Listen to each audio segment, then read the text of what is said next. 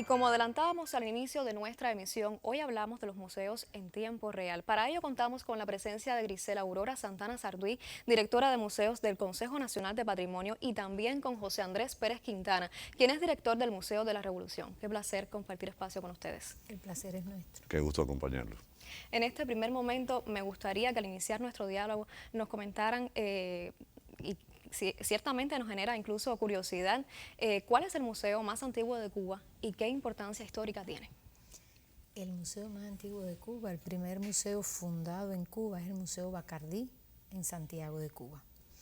Y bueno, fundado por el alcalde de esa ciudad, tiene gran importancia histórica porque a partir de la creación de este museo como museo público, pues se muestra no solo a la población santiaguera en aquel momento, estamos hablando de 1897, siglo XIX, finales del siglo XIX, se muestra al público colecciones que hasta ese momento habían sido privadas, colecciones de arte, colecciones de arqueología, incluso colecciones griegas que hoy en nuestros días aún conserva el Museo Bacardí. Y digamos que a partir de allí, bueno, pues se abrió la inquietud en Cuba de abrir otros museos y otros museos se abrieron en otras ciudades de Cuba paulatinamente, hasta llegar al triunfo de la Revolución y bueno, ya en la década del 80, con la primera ley de museos que hubo, que fue la Ley 23, se abrió un museo en cada municipio de la isla. Por tanto, el museo estuvo en la comunidad previendo y de alguna manera escuchando los intereses de la comunidad y a partir de ahí se fomentaron las colecciones también de cada comunidad. O sea que vamos a decir que el Bacardí fue el incipiente, pero también el motivo para que hubiera una mirada del coleccionismo privado a ser un coleccionismo de disfrute público. En ese sentido, ¿qué papel desempeñan entonces los museos en la preservación de la cultura cubana? Bueno, yo creo que los museos son, primero que todo, un ente vivo, Liana. Tienen el deber, la responsabilidad de traer al presente el legado del pasado y la cultura entendida en todos sus matices, en todos sus perfiles. Pero también somos responsables, y es un privilegio, de entregar a quienes nos sucedan ese legado. Y cuando hablamos de cultura, hablamos de un término pues, que plantea una diversidad importante. Es decir, cuando hablamos de cultura, hablamos de educación, hablamos de lucha, hablamos de tradiciones orales. Es decir, la cultura en su vastedad, como término, como elemento del quehacer humano. Recientemente celebramos el Día Internacional de los Museos. ¿Qué distinguió la fecha en nuestro país? Bueno, el Día Internacional de los Museos es el 18 de mayo y Cuba lo celebró con una jornada. Digamos que la jornada de mayo, totalmente dedicada a los museos, a todo lo largo del país, se hizo una jornada con diversas actividades.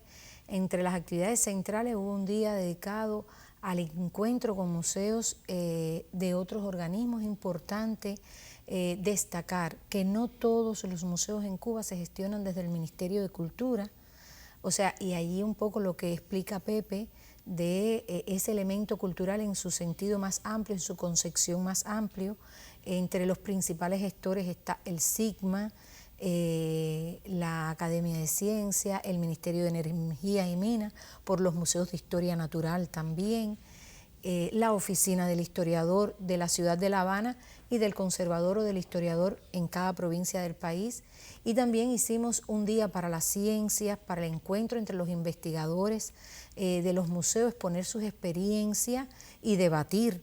Y bueno, como el lema este año de los museos fue el museo en comunidad en constante transformación, constante cambio, pues el colofón fue una celebración en el Museo Quisicuaba, en la comunidad de Los Sitios, en el municipio Centro Habana.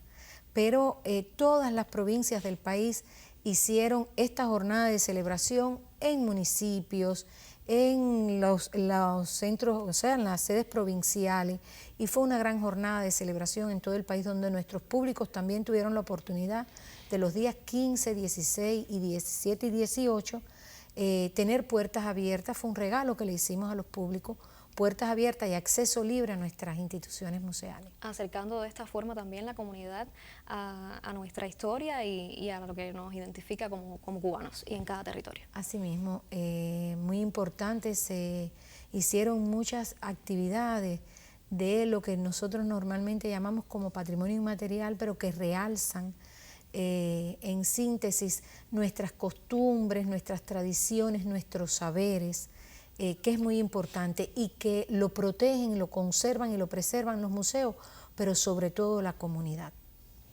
Los museos suelen tener dos tipos de exposiciones, permanentes y transitorias. ¿Cómo se diseñan en cada uno de los casos? Mira, las exposiciones de los museos, por supuesto, es el elemento vital, ¿no? Pero a la altura del siglo XXI, la forma de gestionar los museos ha cambiado de modo sustancial.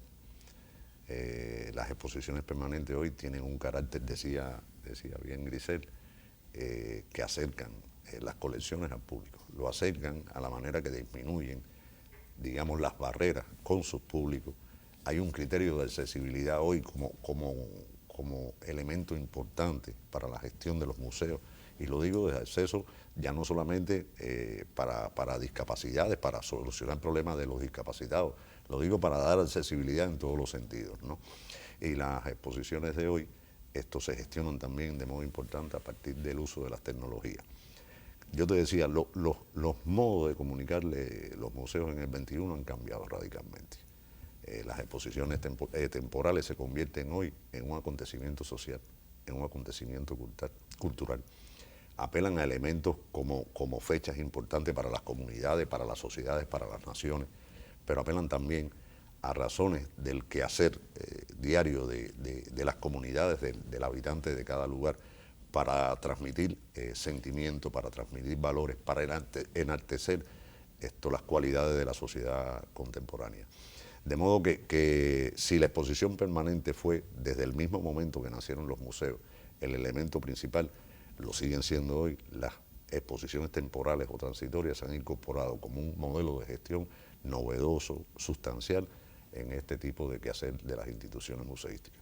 Aprovechando su presencia y teniendo en cuenta que ha sido director del Museo de la Revolución durante muchísimos años, ¿cuáles son las características arquitectónicas más notables de este centro, de esta institución?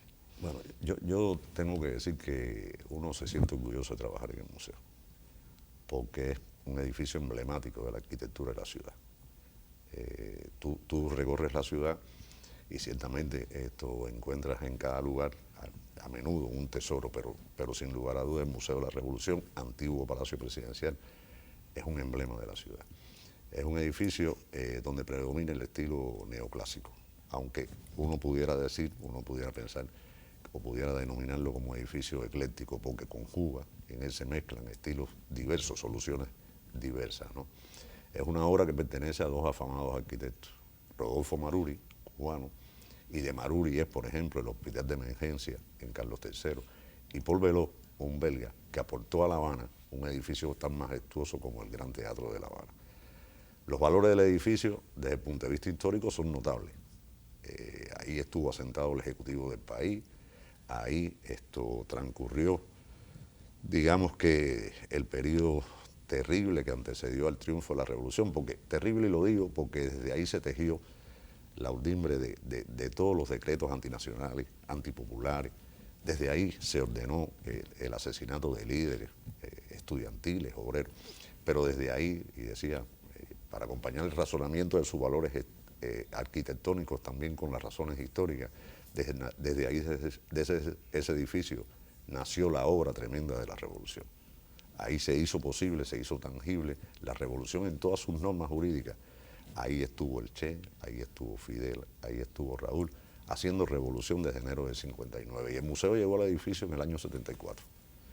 Yo creo que llegó a partir de un claro criterio, expuesto tan tempranamente por Fidel como el 8 de enero de 1959. Decía Fidel en aquel primer discurso en su terraza norte que él sabía que el pueblo no le tenía cariño al edificio, que habría que buscar en el futuro un uso para que el edificio fuera querido por el pueblo. Yo creo que ahí está el fundamento de la presencia o de la definición de la instalación del Museo de la Revolución en el antiguo Palacio Presidencial. ¿Qué tipo de actividades, además de sus exposiciones, ofrecen también los museos? A ver, los museos tienen 3 dimensiones esenciales, que es la misión de conservar y preservar el patrimonio, la que objetiviza nuestro mensaje y nuestras narrativas. Entonces, son muchísimas a partir de allí las actividades que se hacen en los museos, que nos permiten en estos momentos, con las nuevas tendencias de la museología crítica y de la museología social, acercarnos a nuestros públicos de diversas formas. Hoy es un reto el tema de la accesibilidad y de la interactividad. Yo siempre digo que no es solo una accesibilidad física, que es muy importante eliminar las barreras arquitectónicas con soluciones novedosas, porque en muchos de los edificios o contenedores, como también nosotros le decimos, de las colecciones o edificios de los museos, están declarados por sus valores históricos, arquitectónicos, etcétera, como monumento nacional. Y ahí nosotros no podemos hacer ningún cambio irreversible porque estamos dañando el inmueble. Pero sí tenemos que buscar, decía, soluciones novedosas que permitan que las personas que tienen capacidades diferentes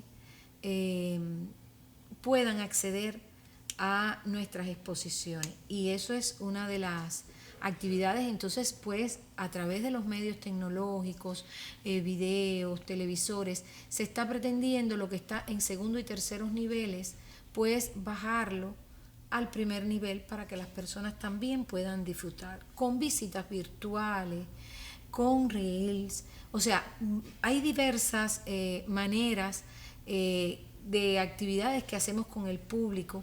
Y también yo siempre digo la accesibilidad cognitiva, donde nuestros públicos gestionan el conocimiento y la información efectivamente. Entonces, a partir de allí, el museo que nos planteamos en este siglo XXI, como dice Pepe, no es un museo de manitos detrás y se toca, los ojitos están en... No, es más interactivo. Es interactivo y nuestros públicos estamos buscando las soluciones porque obviamente hay objetos originales de mucho valor que tenemos que preservar su integridad, pero estamos buscando la manera que puedan interactuar con objetos del museo, las tecnologías que ya están entrando en muchos museos de Cuba. Tenemos el ejemplo, aunque no es un museo, pero sí del Centro Fidel Castro, del Museo 26 de Julio, Cuartel Moncada, en Santiago de Cuba, que ya hace más accesible a partir del uso de tecnología a los públicos, a las colecciones, a las narrativas de los museos.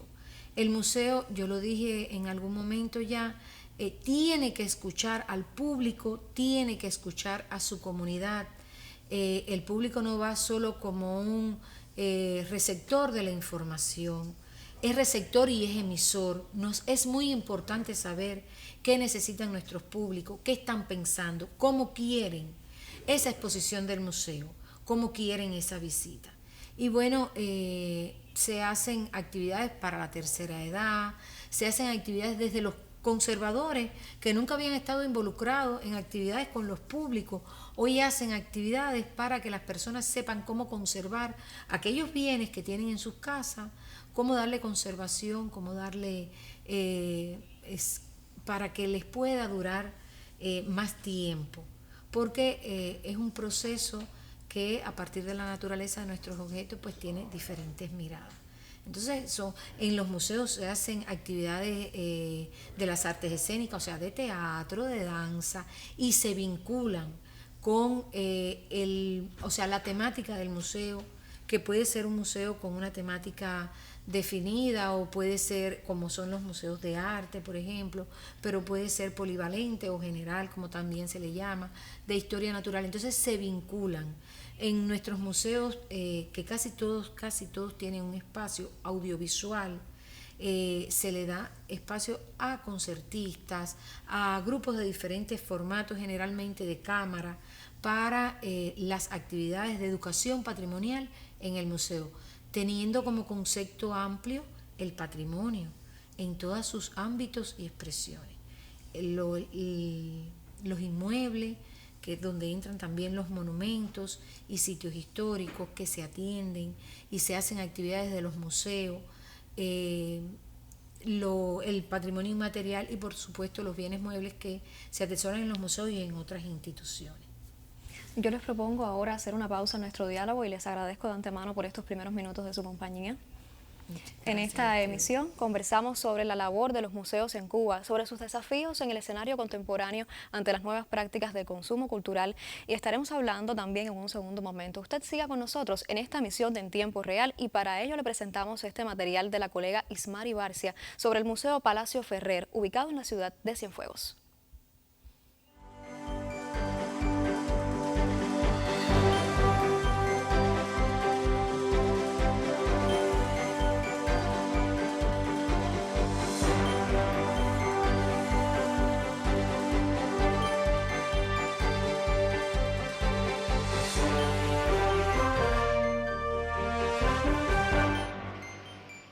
Goza de una ubicación inigualable en el entorno que comparte con los edificios del Parque José Martí, Monumento Nacional, en el Centro Histórico Patrimonio Cultural de la Humanidad.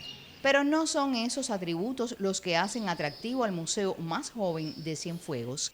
Es la gestión de